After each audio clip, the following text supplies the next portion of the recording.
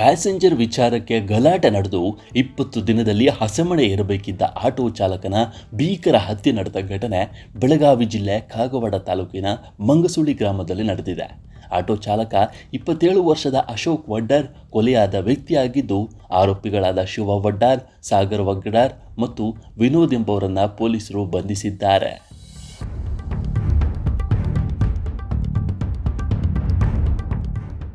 ಇನ್ನು 20 ದಿನಗಳಲ್ಲಿ ಮದುವೆ ಆಗಬೇಕಿದ್ದ ಅಶೋಕ್ ಹಸೆಮಣೆ ಏರುವ ಬದಲು ಭೀಕರವಾಗಿ ಹತ್ಯೆಯಾಗಿದ್ದಾನೆ. ಮೊನ್ನೆ ದಿನ ಊರಲ್ಲಿ ದೇವರ ಜಾತ್ರೆ ನಡೆದ ಕಾರಣ ಭಕ್ತರ ಸಂಖ್ಯೆ ಹೆಚ್ಚಿತ್ತು.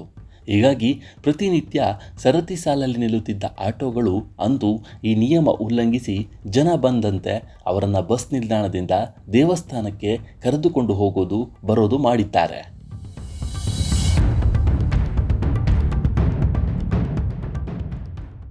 ಅದರಂತೆ ತನ್ನ ಆಟೋ ಹಿಂದಿದ್ರೂ ಇಬ್ಬರು ಪ್ಯಾಸೆಂಜರ್ ಬಂದ ಕಾರಣ ಅವರನ್ನು ಕರೆದುಕೊಂಡು ಅಶೋಕ್ ಹೋಗಿದ್ದಾನೆ.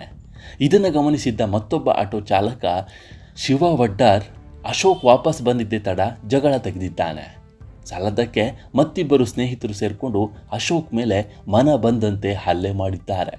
ಬಳಿಕ ಸಾಯಿಸಿ ಆತನ ಬಳಿ ಇದ್ದ ಹಣ ಕಿತ್ತುಕೊಂಡು ಆಟೋದ ಹಿಂಬದಿ ಸೀಟ್ನಲ್ಲಿ ಆತನನ್ನು ಮಲಗಿಸಿ ಅಲ್ಲಿಂದ ಎಸ್ಕೇಪ್ ಆಗಿದ್ದಾರೆ.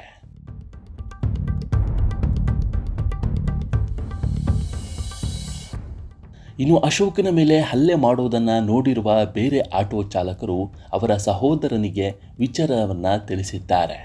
ಕೂಡಲೇ ಸ್ಥಳಕ್ಕೆ ಬಂದ ಕುಟುಂಬಸ್ಥರು ಅಶೋಕನನ್ನು ಅದೇ ಆಟೋದಲ್ಲಿ ಆಸ್ಪತ್ರೆಗೆ ಕರೆದುಕೊಂಡು ಹೋಗಿದ್ದಾರೆ. ಆದರೆ ಬಲವಾದ ಏಟಿನಿಂದ ಅದಾಗಲೇ ಅಶೋಕ್ ಮೃತಪಟ್ಟಿರುವುದಾಗಿ ವೈದ್ಯರು ತಿಳಿಸಿದ್ದಾರೆ.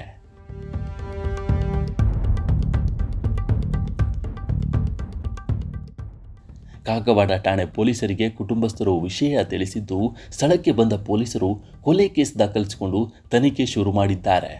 ಇದೀಗ ತಲೆಮರೆಸಿಕೊಂಡಿದ್ದ ಶಿವ ವಡ್ಡರ್, ಸಾಗರ್ ವಡ್ಡರ್, ವಿನೋದ್ ವಡ್ಡರ್ ಮೂವರನ್ನು ಬಂಧಿಸಿ ಪೊಲೀಸರು ಜೈಲಿಗಟ್ಟಿದ್ದಾರೆ. ನಮ್ಮ ಈ ವಿಡಿಯೋ ನಿಮಗೆ ಇಷ್ಟ ಆಗಿದ್ದರೆ ಲೈಕ್ ಮಾಡಿ, ಶೇರ್ ಮಾಡಿ ಮತ್ತು ನಮ್ಮ ಚಾನಲನ್ನು ಈ ಕೂಡಲೇ ಸಬ್ಸ್ಕ್ರೈಬ್ ಮಾಡಿ. ಧನ್ಯವಾದಗಳು.